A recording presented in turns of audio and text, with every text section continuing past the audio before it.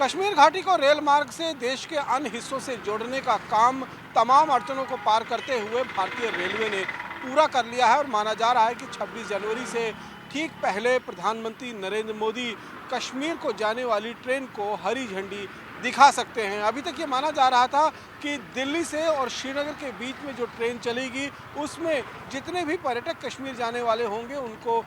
जो दुनिया भर की तमाम सहूलतें ट्रेन में मौजूद होती हैं उनसे लैस होकर पर्यटक जो है वो दिल्ली से सवार होकर कश्मीर घाटी यानी कि श्रीनगर तक जो है वो आसानी से पहुंच पाएंगे। और इसके लिए बाकायदा एक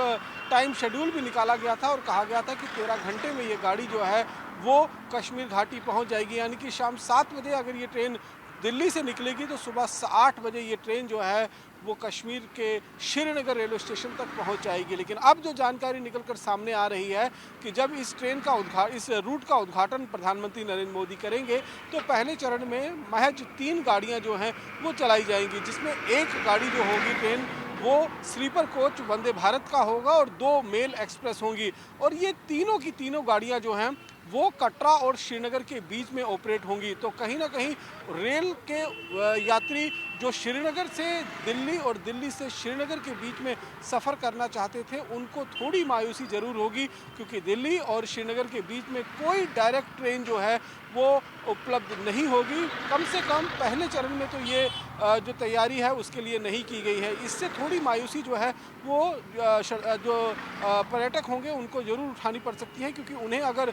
दिल्ली से कश्मीर तक का या श्रीनगर तक का सफ़र तय करना होगा तो माता वैष्णो देवी के आधार शिविर कटरा रेलवे स्टेशन में उन्हें मैंडेटरी है कि वहाँ पर दोबारा से जांच पड़ताल करवा के और नई ट्रेन जो है वंदे भारत ट्रेन जो होगी उसमें सवार होना होगा। और प्लेटफार्म नंबर 1 से ये ट्रेन जो है वो रवाना होगी। ये ट्रेन जो है सुबह करीबन 8:30 बजे के आसपास में कटरा रेलवे स्टेशन से रवाना होगी और 11 साढ़े 11 बजे के आसपास में ये ट्रेन जो है यानी कि 3 घंटे और 5 मिनट का समय लेते हुए ये ट्रेन जो है वो श्रीनगर स्टेशन तक जो है वो पहुंच जाएगी। इसी के साथ साथ में 2 और ट्रेनें जो हैं वो कटरा और श्रीनगर के बीच में चलाई जाएंगी। माना यही जा रहा है कि जिस तरीके से कटरा और बानिहाल के बीच में जो ट्रेन थी जिसका इंतज़ार ट्रेन का जो काम चल रहा था उसमें काफ़ी समय लग गया, करीबन 3 दशक यानी कि 30 साल का समय जो है वो लग गया। और इस रूट पर ट्रेन चलाने के लिए जो रेलवे के इंजीनियर्स हैं उन्होंने तमाम तरह की अड़चनों को पार करते हुए ये उपलब्धि हासिल की है।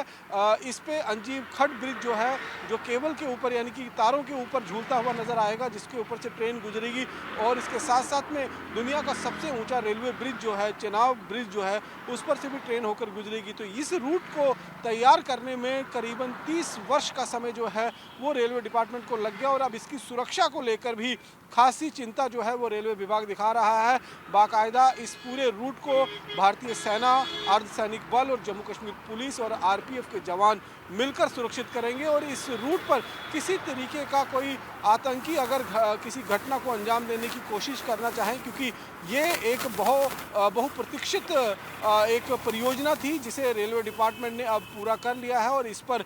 देश के दुश्मनों की नज़र है, आतंकियों की नज़र है और वो इस विकास कार्य को कहीं ना कहीं जम्मू कश्मीर में डिरेल करने की कोशिश कर रहे हैं। शायद इसीलिए ये फैसला लिया गया है कि दिल्ली से कोई भी ट्रेन जो है वो श्रीनगर के लिए रवाना पहले फेज़ में नहीं की जाएगी। पहले फेज़ में श्रीनगर और कटरा के बीच में ही ट्रेन चलाई जाएगी और जो लोग दिल्ली से श्रीनगर का सफ़र तय करना चाहते हैं या फिर श्रीनगर से डायरेक्ट दिल्ली का सफ़र करना चाहते हैं उन्हें मैंडेटरी तौर पर कटरा में दोबारा जाँच करवा कर श्रीनगर तक जाने वाली ट्रेन में सफ़र अपना करना होगा और वहां पर सवार होना पड़ेगा। कैमरा पर्सन सुनील के साथ रमन सैनी, इंडिया डेली, जम्मू।